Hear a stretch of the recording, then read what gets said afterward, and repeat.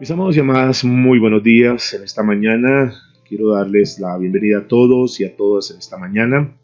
Qué bueno que Dios nos permite, nos da un tiempo más para estar aquí reunidos junto con nosotros como hermanos en el Señor.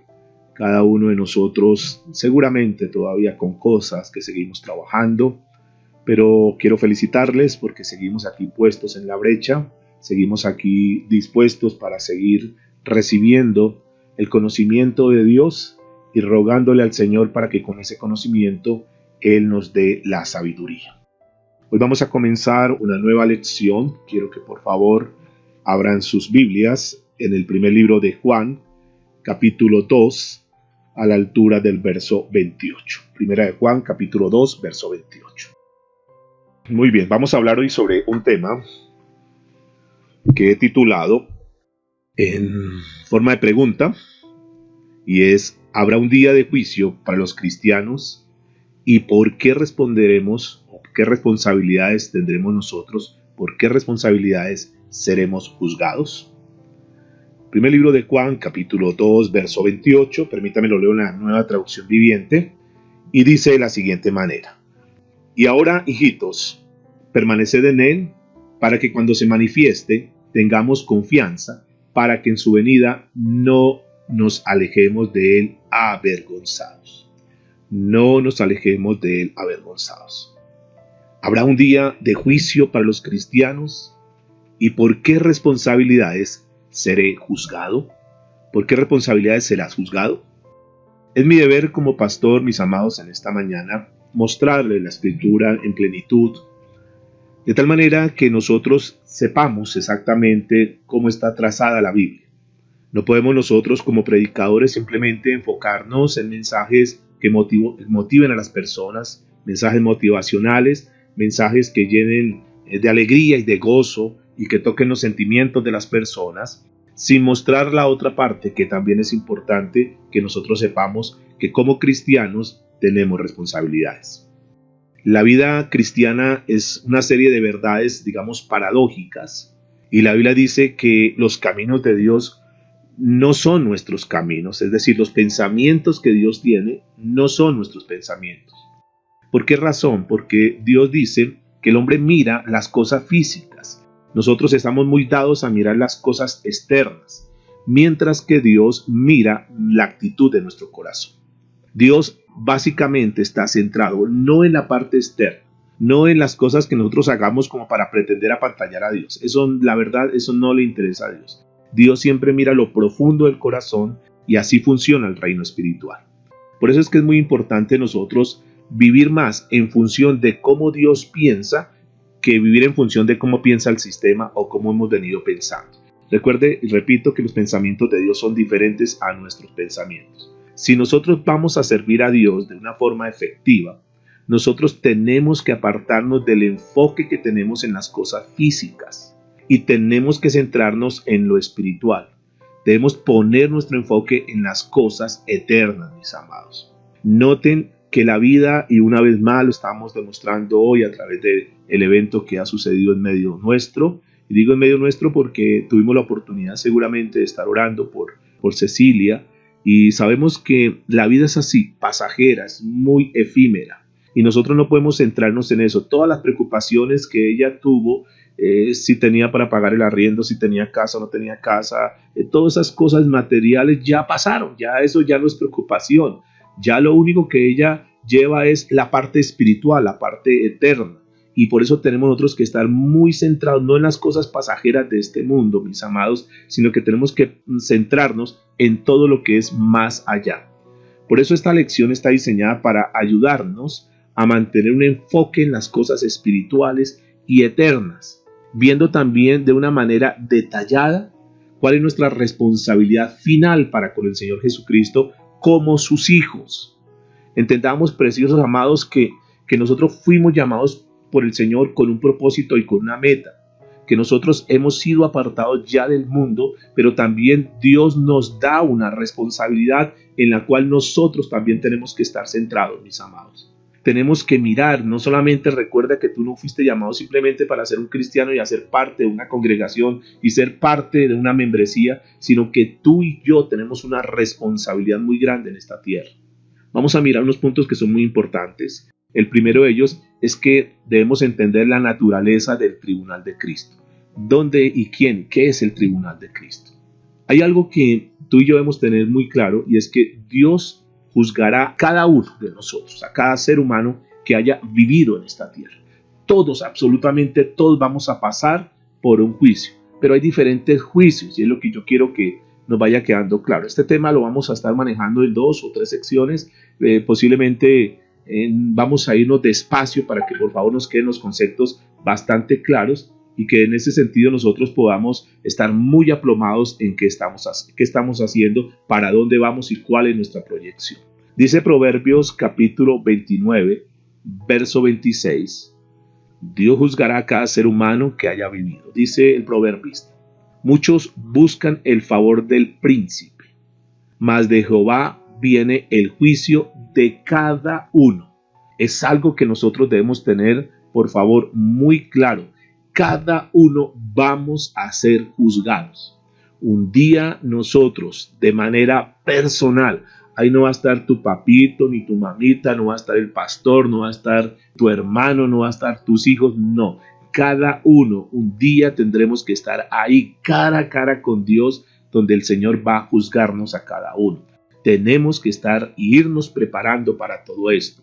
Dice el libro de Hebreos, capítulo 9, verso 27, Hebreos capítulo 9, verso 27, dice la escritura, y de la manera que está establecido para los hombres que mueran una sola vez.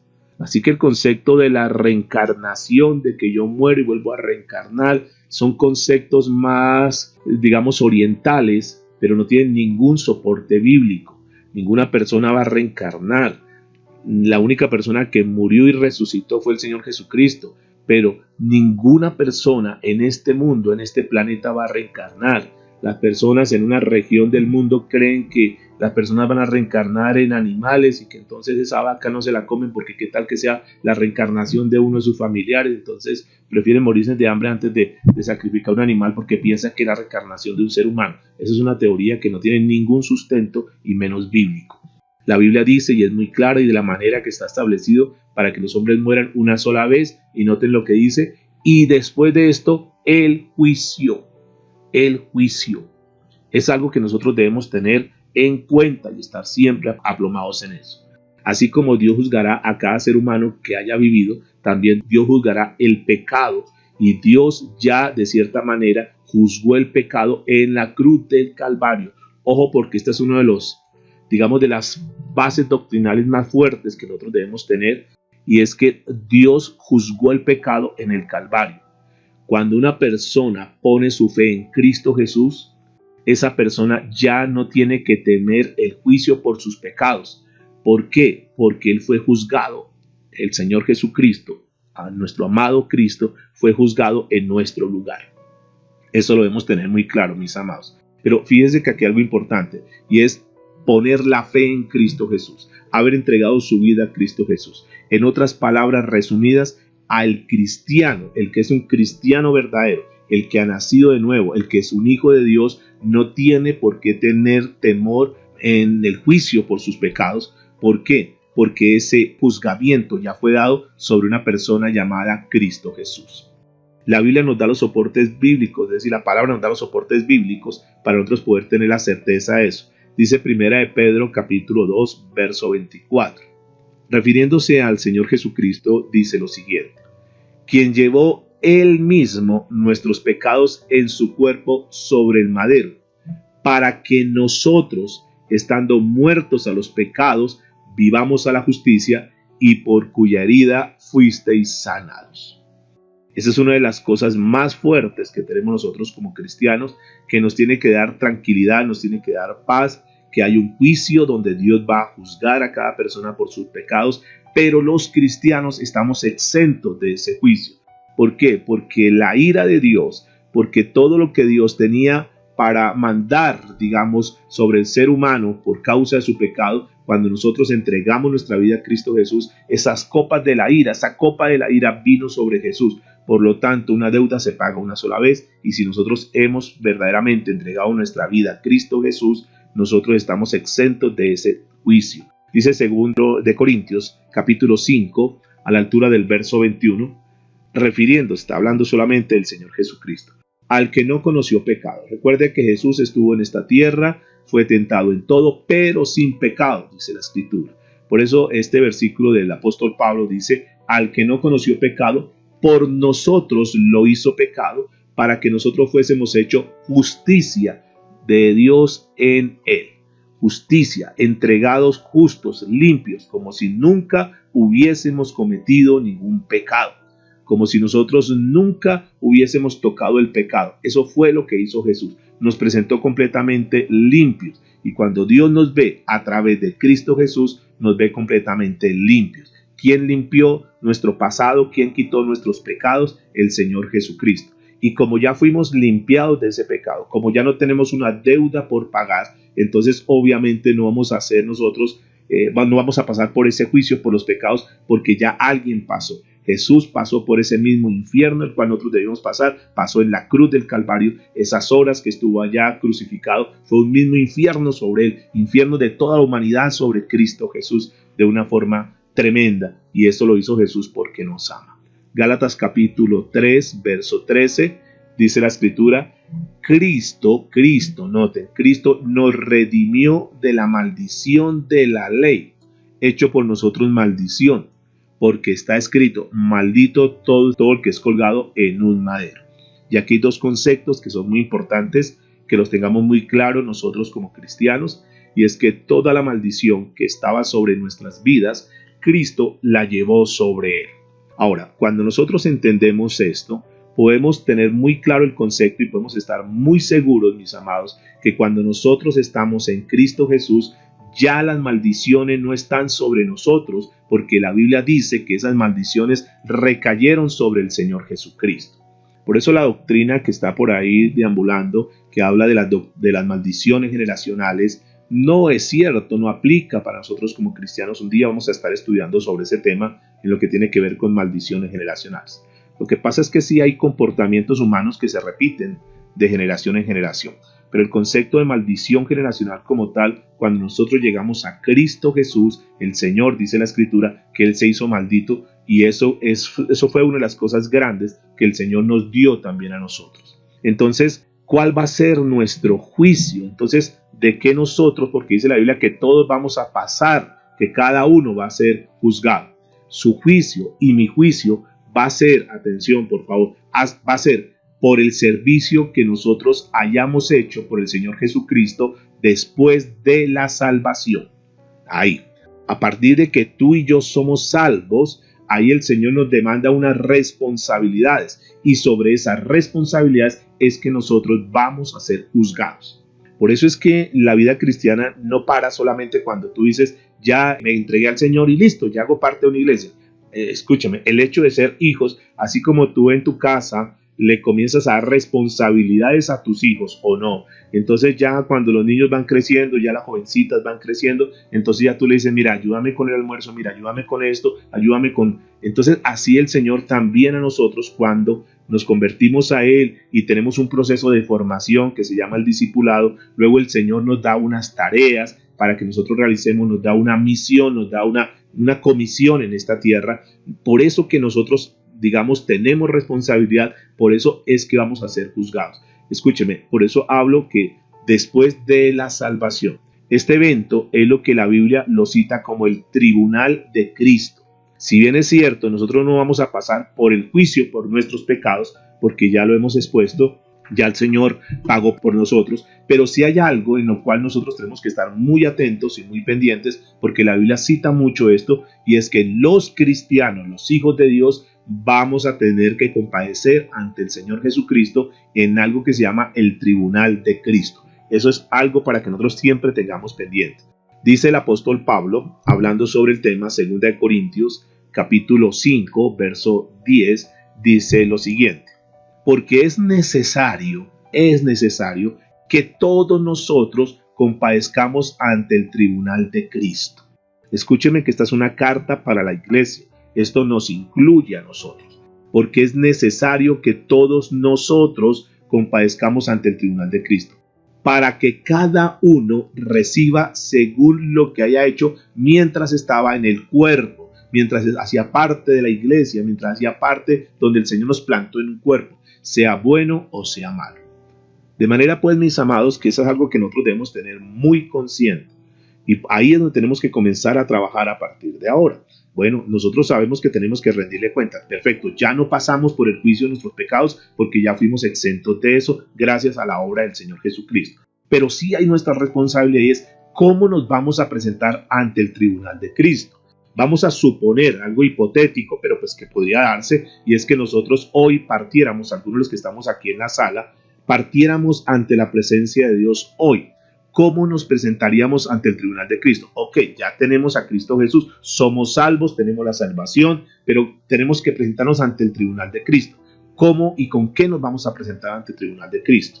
Vamos a estar mirando qué es lo que el Señor verdaderamente va a calificar, qué es lo que el Señor va a tener en cuenta. Romanos capítulo 14, verso 10, y eso es lo que vamos a estar trabajando durante hoy y mañana, con ayuda del Señor, para tener muy claro. Y cuando ya uno tiene un norte claro, entonces uno dice, bueno, voy a enfocar mi vida en eso. ¿Por qué? Porque ya dimos un paso grande, ya Dios dio un paso grande con nosotros, Él ya dio el primer paso, nosotros ya estamos en Cristo Jesús, pero vamos a apuntarle para no presentarnos delante de Él con manos vacías. Dice Romanos 14:10, pero tú, ¿por qué juzgas a tu hermano? O tú también, ¿por qué menosprecias a tu hermano? Porque todos compadeceremos ante el tribunal de Cristo. Este no es un punto, mis amados, para nosotros ponernos a criticar al uno, señalar a tal iglesia, señalar a tal pastor, señalar... No. O sea, cada quien, mis amados, tenemos que procurar comenzar a tener una vida enfocada en función a lo que el Señor está demandando de nosotros.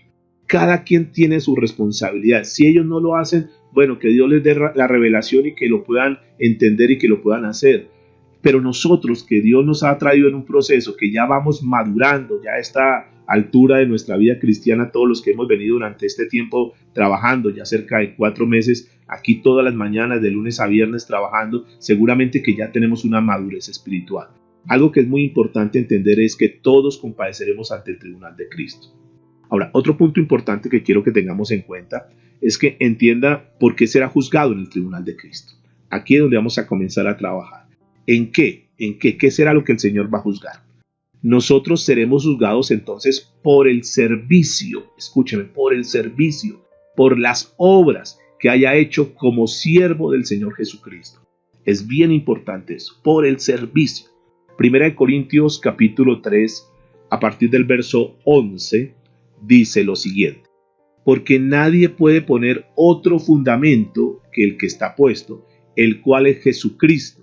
Y si sobre este fundamento alguno edificare, escúcheme por favor, el fundamento es Cristo Jesús. Ya somos cristianos, ya tenemos la base, ya sabemos que la verdad es Cristo Jesús, ya sabemos que si entregamos nuestra vida a Cristo Jesús ya tenemos la salvación, ya tenemos muchos conceptos a esta altura que son claros, eso ya lo tenemos, el fundamento es Cristo Jesús. Ya está la base que es Cristo Jesús. Ahora, ¿qué es lo que el Señor dice? Y si sobre este fundamento alguno edificare oro, entonces a partir de acá tú vas a edificar tu vida y tú escoges cualquiera de estos 6 materiales que cita la Biblia: oro, plata, piedras preciosas, madera, heno, hojarasca. Entonces tú dices, bueno, ya soy cristiano, a partir de aquí voy a mirar qué calidad de servicio voy a prestar al reino de Dios, a la obra de Dios, al cuerpo de Cristo. Entonces Dios te da a escoger cualquiera de esos 6 elementos. Entonces tú comienzas y dices, bueno, voy a edificar una buena vida de aquí en adelante, voy a enfocar, voy a canalizar todos los esfuerzos, todo lo que Dios me ha dado para comenzar a edificar. Ya sé que tengo una meta espiritual que es llegar ante el tribunal de Cristo, pero voy a llegar. Tal vez no lo hemos hecho, tal vez por negligencia, por desconocimiento, por lo que sea, pero ya no es tiempo para eso. Es lo que vamos a hacer a partir de hoy en adelante. Ya lo que no hicimos, vamos a suponer que el Señor, pues, en su misericordia, nos da una nueva oportunidad para que de aquí en adelante comencemos a hacer lo que no habíamos hecho antes. Entonces habla de oro, plata, piedras preciosas, madera, heno, hojarasca.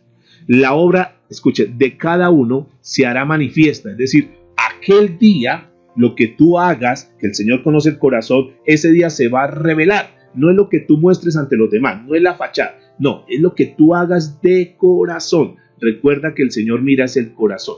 Eso aquel día, cuando esté delante de Dios, ya no hay apariencia, no hay nada. Dios sabe lo que cada uno ha hecho, cuál es el servicio que tú has prestado. Dice, porque el día la declarará, pues por el fuego será revelada. Es decir, va a pasar una prueba de fuego y dice la Escritura, y la obra de cada uno, cual sea, el fuego la probará. Perfecto.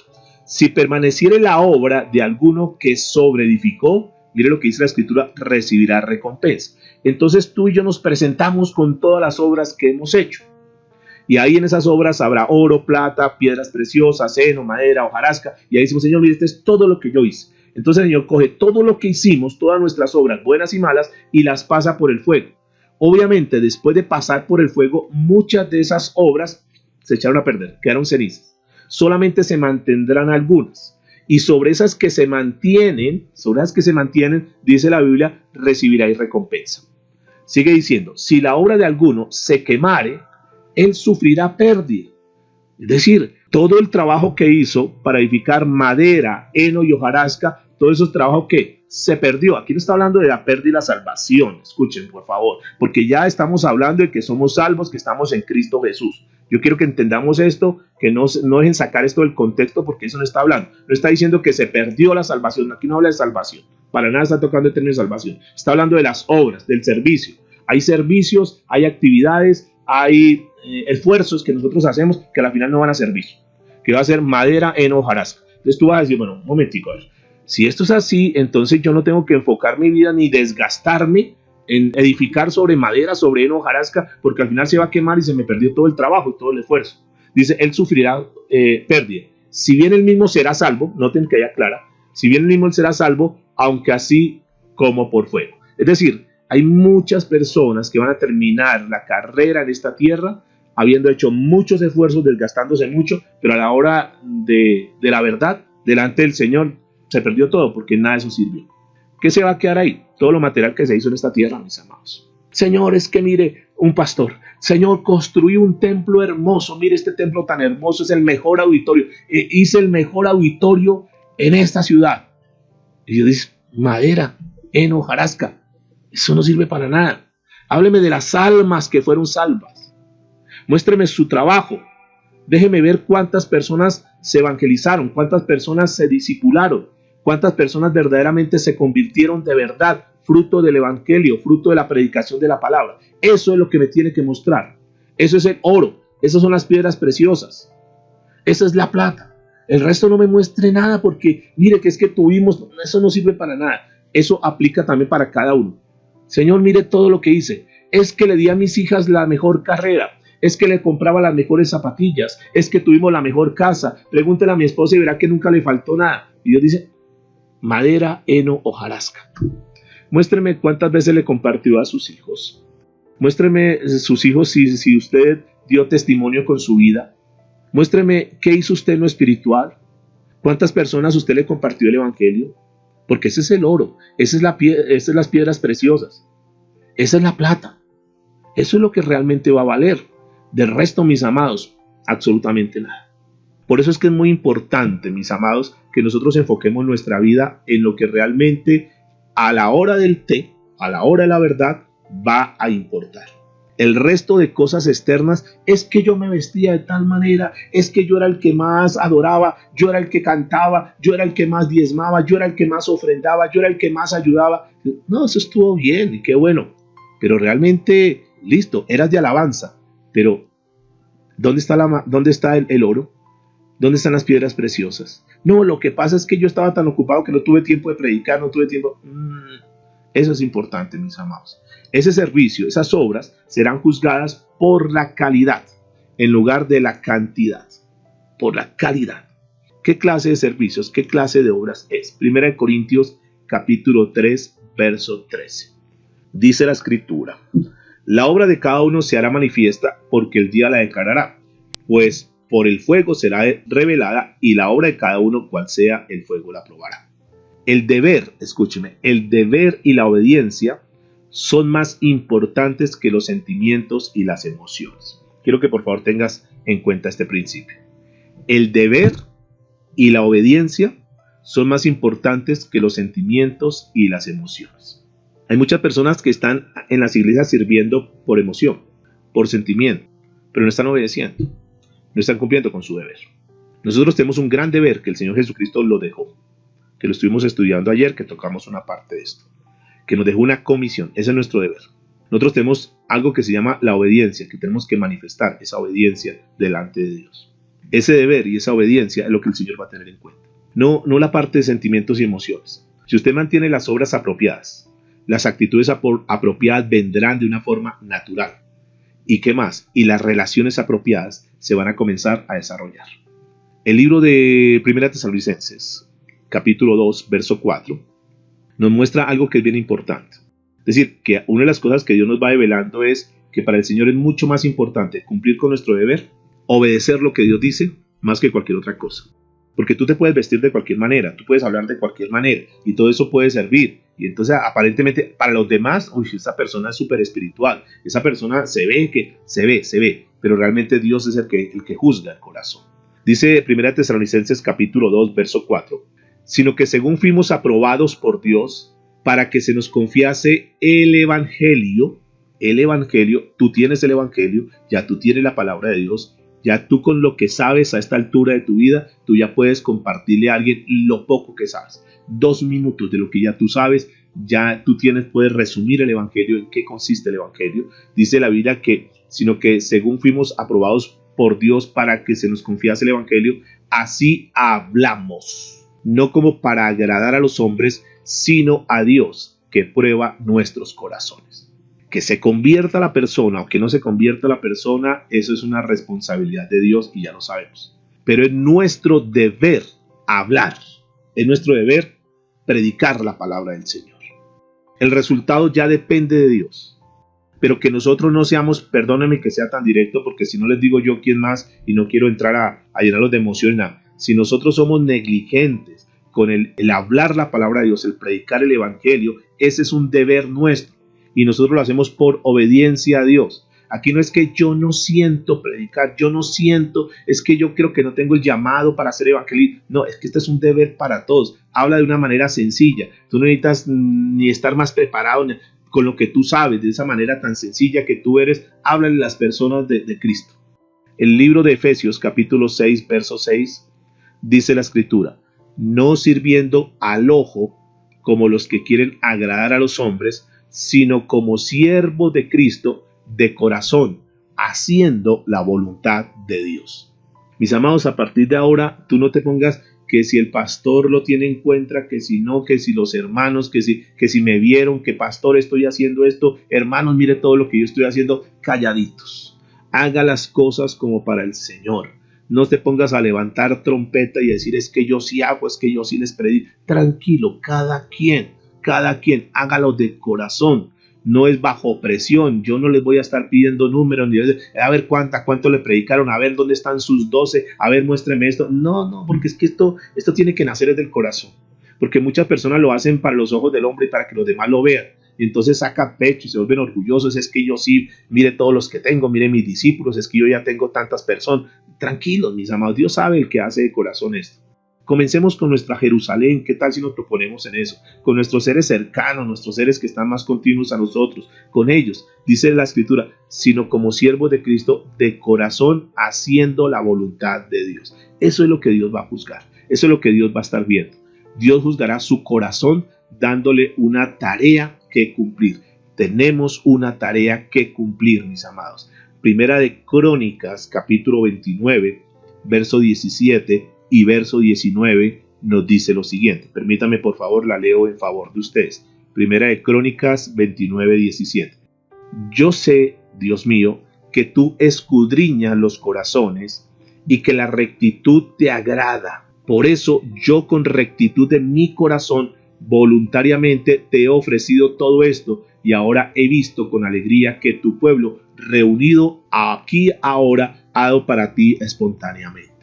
Lo que hagamos, lo que demos para el Señor, démoslo con todo nuestro corazón. Nada de las cosas cristianas, espirituales, tú las tienes que dar por obligación o por carga. Tiene que nacer del corazón. Dios conoce la rectitud de tu corazón.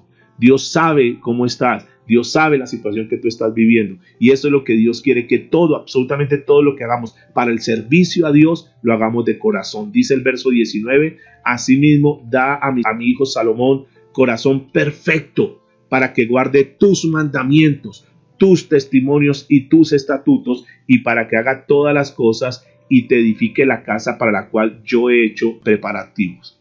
Noten que aquí algo bien importante y es la rectitud de nuestro corazón. Y esto es algo que viene importante. Pidámosle por favor al Señor, pidámosle al Espíritu Santo que siga haciendo la obra en nosotros. Yo sé que ya hemos hecho algo, mis amados. Yo sé que ya hemos avanzado mucho. Yo sé que ya hemos dado pasos. Pero yo también sé que hay muchas cosas en nosotros, y lo digo por mí, no lo digo por usted, lo digo por mí, que Dios necesita seguir haciendo. El Señor tiene que seguirnos perfeccionando. Tenemos que tener un corazón recto, un corazón perfecto para con Dios. Que nosotros, si bien es cierto, hemos hecho cosas y hemos dado pasos importantes, yo creo que aún nos falta seguir dando pasos importantes. Yo tengo que levantar mi mano en esta mañana y decir, Señor, tú necesitas seguir trabajando en mí. ¿Alguno me quiere acompañar con eso? ¿Alguno puede levantar su mano y decir, también en mí, también en mí? Yo creo que sí, yo creo que Dios necesita seguir trabajando en todos nosotros, mis amados. Por eso tenemos que pedirle al Espíritu Santo que siga haciendo la obra en nosotros, que seamos obedientes en lo que Dios nos dice, que nosotros podamos cumplir con nuestro deber, que podamos cumplir con nuestros compromisos que tenemos ante Dios, por favor. Jeremías capítulo 17, verso 10. Yo Jehová, Jeremías 17, 10, yo Jehová que escudriño la mente, que pruebo el corazón para dar a cada uno según su camino, según el fruto de sus obras. Dios conoce los corazones. Dios, mire mis amados, en esta mañana tendremos que ser muy conscientes. Dios sabe verdaderamente si Él es el primer lugar en su vida o no. Muchos, y yo pregunto en esta mañana, ¿cuántos saben que Dios es el primer lugar? ¿Cuántos tienen a Dios como primer lugar?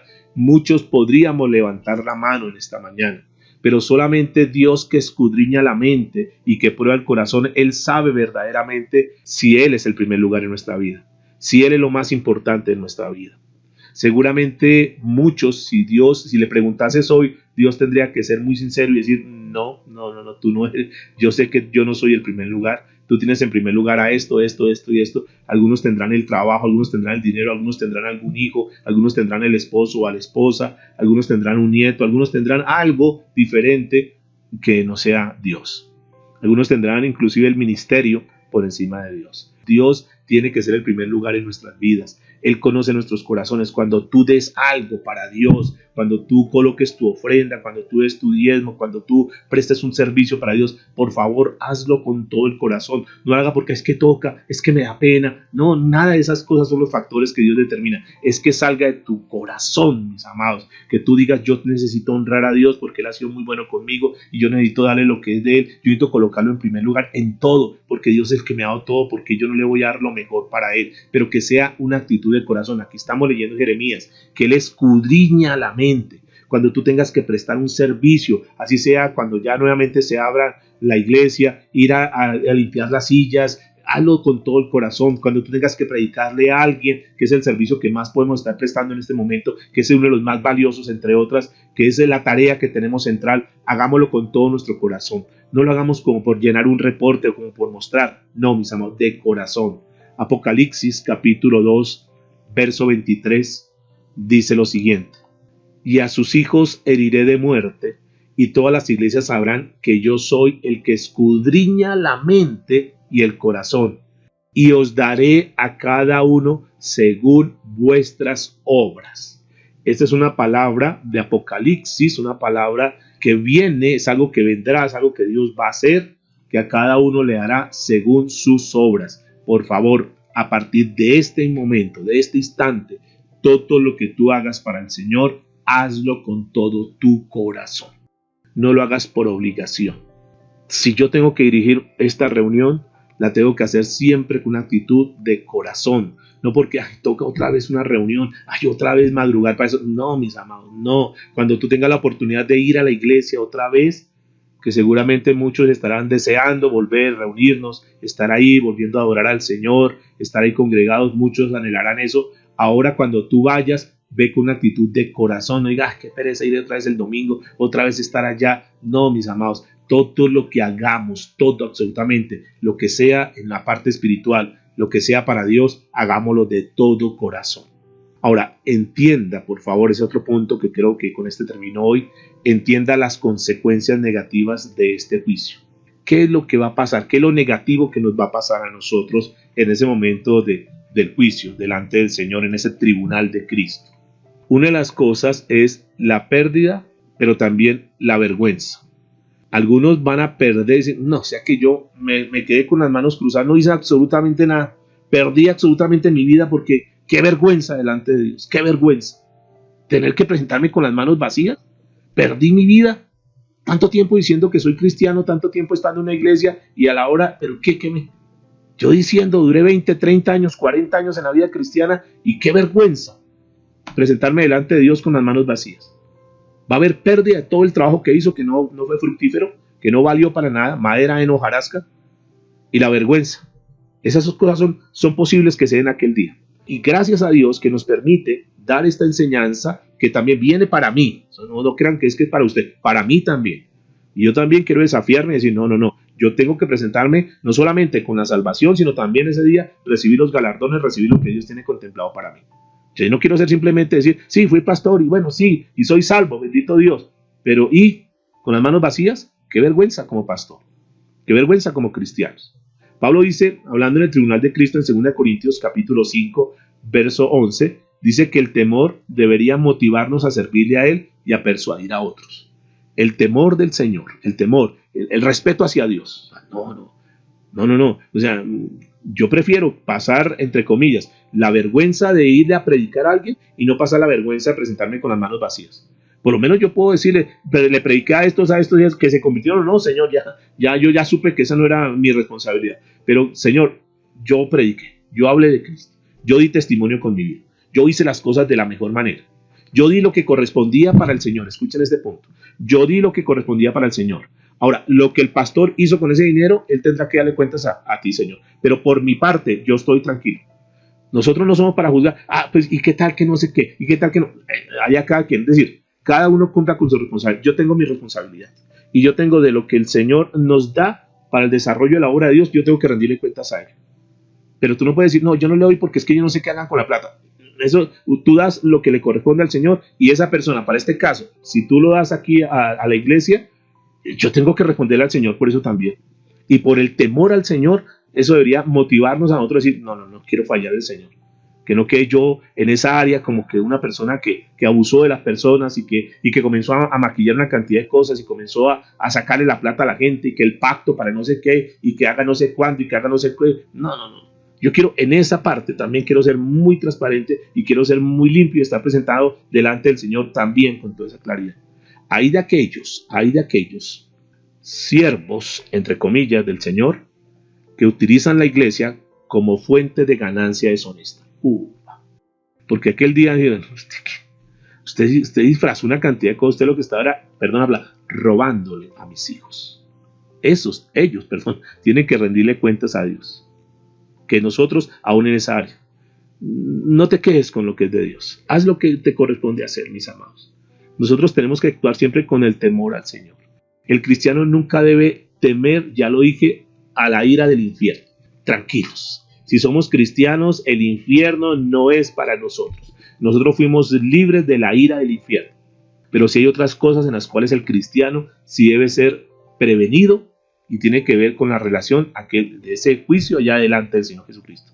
Algunos cristianos serán hallados avergonzados por no estar viviendo para el Señor Jesucristo, por no estar preparados, por no estar alistados. Por eso yo digo que si el Señor viniera, qué lindo que nos encontrara un día en este tipo de actividades.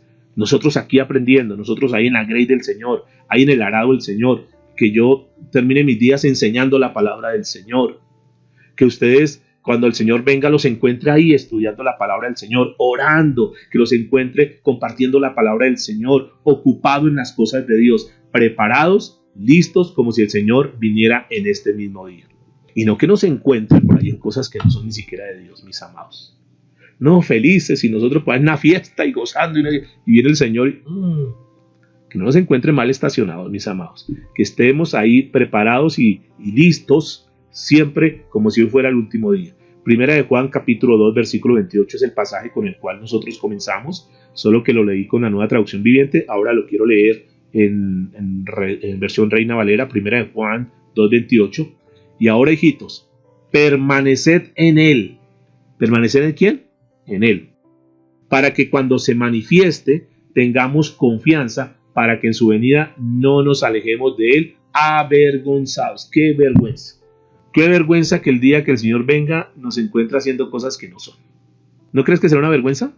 Ahora, si bien es cierto, por la misericordia de Dios salvos, pero qué vergüenza, qué tremendo sería aquel día que nosotros, que ya partamos de esta tierra y que estemos mal, que el Señor venga por nosotros, sufriendo pérdida porque sus obras, porque su trabajo fueron temporales y no fueron eternos. Ojo, mis amados, con este punto. Nuestras obras tienen, por favor, el enfoque tuyo, lo que tú hagas. Enfócate en que lo que tú estás haciendo sea para la eternidad, no para cosas temporales. Muchos desgastan todo su esfuerzo y todos sus recursos para las cosas temporales de este mundo, y para las cosas eternas le dan una migaja a Dios, lo que sobra. Los mejores años, atención, los mejores años de tu vida, el resto de años que quedan en tu vida, por favor, dedícalos para una obra eterna. Ya no te desgastes más en las cosas temporales. Personas que terminan fatigadas toda la vida trabajando, haciendo dinero, fabricando dinero, construyendo casas, teniendo carros, y las cosas eternas a un lado, completamente aislados de eso. Todo eso va a ser pérdida. Nada de lo temporal nos vamos a llevar. Por eso es que es muy importante, mis amados, que estemos muy centrados. 1 Corintios 3:15. Si la obra de alguno se quemare, él sufrirá pérdida, si bien él mismo será salvo, aunque así como por fuego. Perdiendo la recompensa porque han vivido en pecado, porque aun siendo cristianos, recuerde que pecado, esto lo vamos a tocar, si el Señor lo permite, mañana en nuestro seminario de evangelismo. Recuerde que pecado no es solamente, digamos, hacer o dejar de hacer lo que Dios prohíbe. Si el Señor dice no robar y tú no estás robando, perfecto. Entonces tú dices, no, yo estoy bien porque ya no estoy robando. Dios dice que no robes y yo no estoy robando, estoy bien. Y está muy bien ese punto. Pero también pecado es cuando Dios da una orden, cuando Dios pide algo y no lo hacemos. Tanto lo uno como lo otro es igual. La Biblia dice que el que sabe hacer lo bueno y no lo hace, se le cuenta como pecado. Hay que tener en cuenta esto. Ahora, no nos engañemos, no engañemos pues Dios no puede ser burlado. Dice Gálatas capítulo 6, versos 7 y 8. Gálatas 6, 7 y 8, para ir terminando. No os engañéis, Dios no puede ser burlado. ¿Están de acuerdo conmigo que Dios no puede ser burlado? Él conoce todo. Pues todo lo que el hombre sembrare, esto también segará. Porque el que siembra para su carne, de la carne segará corrupción. Mas el que siembra para el espíritu, del espíritu segará vida eterna. Las apariencias y las suposiciones muchas veces son engañosas. No te dejes engañar más, no te dejes llevar por las apariencias, no aparentes cosas que no son. No se engañe por las apariencias externas, ni siquiera en su propia vida. Diga, no, yo creo que sí porque ahora tal cosa. No, por favor, Dios conoce el corazón. Tampoco se deje apantallar por la vida de otras personas. Mucha gente solamente aparenta. Mucha gente simula ser un siervo de Dios. No te dejes llevar, por favor, revisa muy bien eso. El apóstol Lucas, capítulo 16, verso 15, dijo lo siguiente. Lucas 16, 15. Entonces le dijo, vosotros sois los que os justificáis a vosotros mismos delante de los hombres, mas Dios conoce vuestros corazones, porque lo que los hombres tienen por sublime delante de Dios es abominable. Esto es delicado. A lo que la gente dice, no, súper espiritual, no, la hermanita súper espiritual, el hermano súper espiritual, el pastor súper espiritual. Eso que la gente lo ve como tan sublime, tan espiritual, puede ser que delante de Dios sea abominable. Esos son de los muchos que en aquel día me dirán Señor, Señor. Por eso es que la Biblia dice en 1 Corintios 1:27, dice, sino que lo necio del mundo escogió Dios para avergonzar a los sabios, y lo débil del mundo escogió Dios para avergonzar a lo fuerte, y lo vil del mundo y lo menospreciado escogió Dios, y lo que no es, para deshacer lo que es, a fin de que nadie, escuchen esta parte, a fin de que nadie se jacte en su presencia. Mas por él estáis vosotros en Cristo Jesús, el cual nos ha sido hecho por Dios sabiduría, justificación, santificación y redención, para que, como está escrito, el que se gloríe, gloríese en el Señor. Así que aquí no se trata de apantallarle a nadie, de mostrar a nadie, decir yo soy el que más hago, yo soy el que más doy, yo soy no sé qué, yo soy... Nada, aquí todo a partir de este momento lo vamos a hacer de corazón. Dios es el que juzga el corazón y nosotros debemos estar muy seguros de invertir en las recompensas celestiales en lugar de las recompensas terrenales. Los verdaderos siervos de Dios, los verdaderos hijos de Dios, aquel día, para terminar, seremos revelados en el tribunal. Entonces la Biblia nos da un consejo en Mateo 6, 19 y 20, y con esto cierro: no os hagáis tesoros en la tierra, donde la polilla y el orín corrompen, y donde ladrones minan y hurtan, sino haceos tesoros en el cielo, donde ni la polilla ni el orín corrompen, y donde ladrones no minan ni hurtan. Entonces, mis amados, el enfoque a partir de ahora es: centrémonos en las cosas eternas, por favor.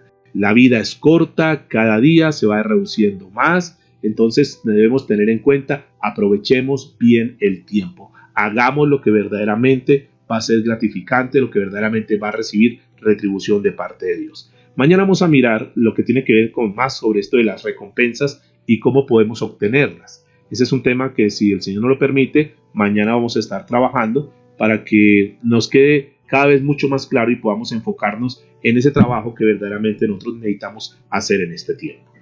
Padre, en el nombre de Jesús te damos gracias por esta oportunidad que tú nos das. Gracias por hablarnos, Señor, de una forma tan directa, Señor. Gracias por la franqueza con la que tú nos hablas, porque eso nos permite tener una vida balanceada, Dios. Entender que, si bien es cierto, hay promesas y hay bendiciones para nuestra vida, también hay responsabilidades, y de esa responsabilidad nosotros tenemos que darte cuentas, Dios. La palabra ha sido expuesta, Señor, y yo te pido que de aquí en adelante sea tu Espíritu Santo quien haga, Señor, la obra que corresponde. Tú sabes, tú has tocado seguramente corazones con esta palabra, y de aquí en adelante, Señor, esta cosecha depende solamente de ti. La labor que me correspondía como sembrador la he hecho, Señor, y es colocar una semilla en los corazones de ellos. Pero lo que ellos hagan con esta semilla, Señor, dependerá mucho de lo que tú les pongas. Tú dices en tu palabra que tú haces el querer como el hacer. Señor, que tu palabra pueda dar mucho fruto. De esta palabra, Señor, un día también tú nos vas a pedir cuentas. Ninguno podrá ya presentarse delante de ti diciendo, yo no sabía que eso no era importante. Yo no sabía que eso era importante. Si me hubieran dicho que eso era importante, yo lo hubiera hecho. Ya cada quien sabe a esta altura qué es lo importante, lo verdaderamente importante y qué no es importante. ¿Qué es la madera, el heno, la hojarasca? ¿Qué es el oro? ¿Qué es las piedras preciosas? ¿Qué es la plata? Tenemos que trabajar en eso, Señor. Tenemos que ahondar en eso y tenemos que enfocar nuestra vida en eso. Muchas gracias te damos, Señor, en el nombre de Jesús por esta palabra, y que toda la gloria y toda la honra sea solamente para ti. En Cristo Jesús. Amén y amén.